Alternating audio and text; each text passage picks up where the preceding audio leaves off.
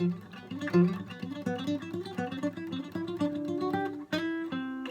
everyone, welcome to another video in the Guitar Building Blocks series.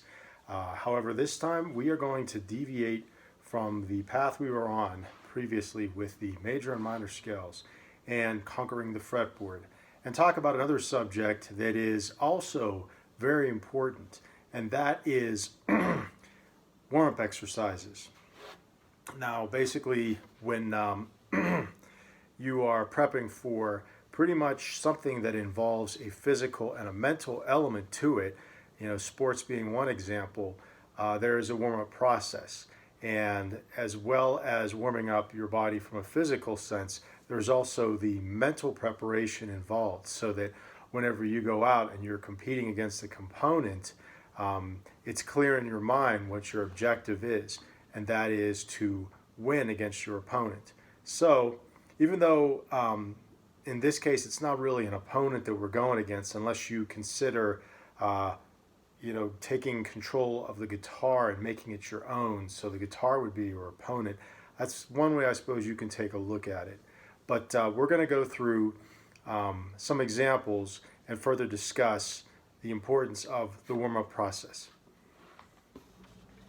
Okay, here we go. So the importance of warming up, as I just mentioned, there is a physical and there is a mental side to warming up for pretty much any activity that you want to do. When there is a challenge involving both of those aspects, and playing the guitar definitely has a mental and a physical challenge to overcome. It is not the easiest instrument to play from the get-go, and it does require patience and persistence, because you have to continue to try to get a better grip on this instrument itself. At least that was the case for me. Some people might pick up certain things faster than others, but that's a story for another time. So here's what I'm going to do. I'm going to show you just a couple of exercises, and obviously the best way to approach this is taking it very slowly and being able to play it. And then once you have it down, being able to speed it up and do with it what you will, even extend upon a particular thing that I'm going to show you. Okay, so first, I'm going to show you, based off of the C major scale and the A minor scale that I demonstrated in other videos, some different approaches that you can use as a warm-up process. And I should also mention, I didn't mention this before, that you really don't want to focus on this particular aspect yet until you have the scales down. So I showed you in the other videos playing the C major scale, for example, starting on the 8th fret 6th string right here. So I showed you just real quick in a 2-octave pattern, going both up and down.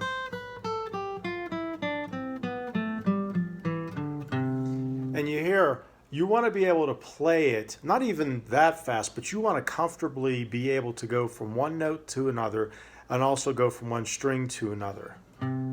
Just taking it real slow, making sure you can hear every single note. So you want to make sure that you can do that first and be comfortable doing it. If you are straining at all, trying to go from just doing notes on the 5th and the 6th strings, then work on that first, because you're going to have a hard time doing anything that I'm going to show you right now until you can do something very basic and be able to play the scale. Okay, so that's key first. Now the next thing, the patterns I want to show, pretty much the C major scale, you do a pattern of 4 notes at a time. So you're going to start off like this. You're going to be 2nd finger, 8th fret, 6th string, and you're going to play the first 4 notes. So you have C, D, E, F. Then you go back starting on the next note of the scale, which is D, E, F, G. Then you go back to the 3rd note of the scale, E, F, G, A. The 4th note of the scale, which is F, G, A, B, and so on. So you go G, A, B, C. So it's a pattern like this. And it's 4 notes each time.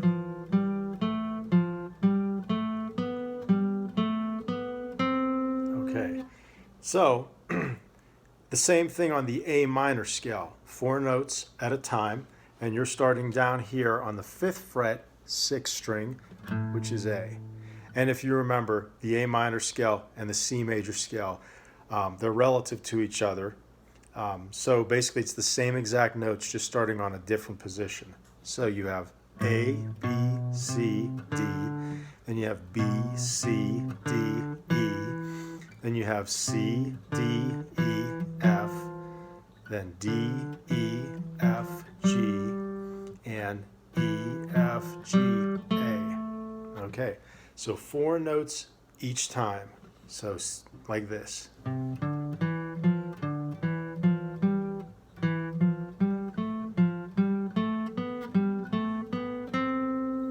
And you know, you see me playing this in just 1 octave.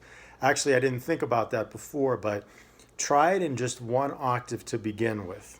So you're going to go up, like I just did. Not even that fast, just take your time with it. And then you can practice bringing it back the other way. And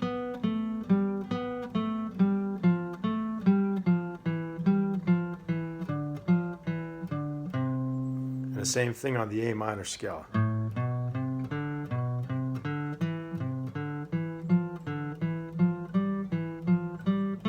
And then reverse.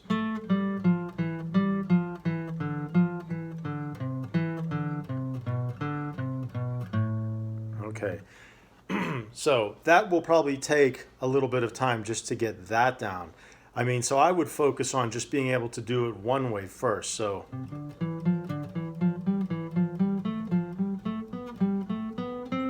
just play that going from C to C, going one direction. And then when you absolutely are sure you can hear all those notes and it's comfortable to play that way, then take it back the other way.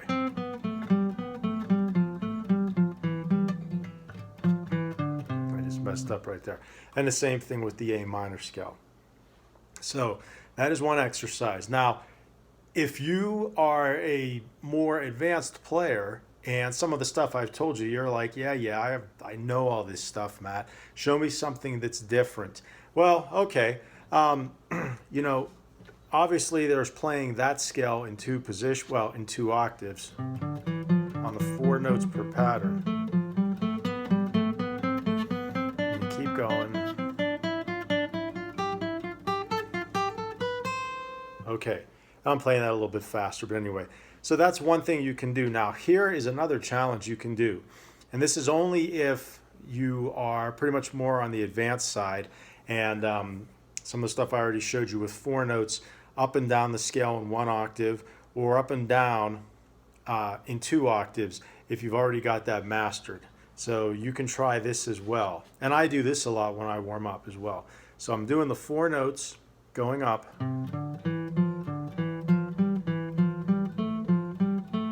And then when I'm here, when I'm about to hit the next C, I go like this. And then I'd go the other way.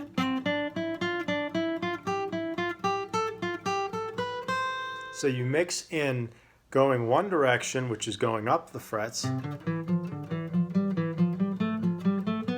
you go down.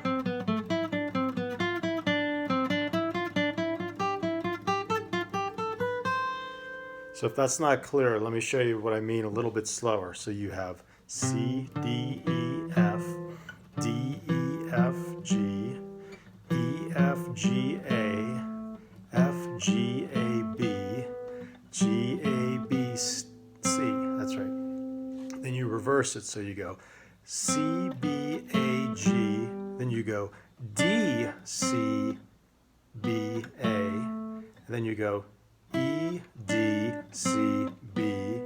Then you go F, E, D, C. So you're going 2 different directions. And that's a little tricky at first, obviously. So only if you're more of an advanced player do you want to try doing something like that. Because the danger of just jumping into something that requires a little bit more physical skill on the guitar is that you're going to try it over and over again. You're not going to get it down, and you're going to get discouraged. And we want to try to avoid that. We want to take everything one step at a time. So, quick review. Go through 4 notes, a 4-note pattern, just 1 octave on the C major scale. So you have like this. Then do it on the A minor scale.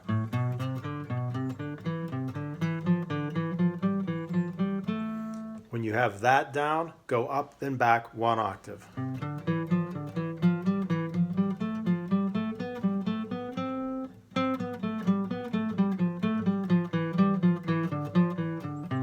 Same thing on A minor.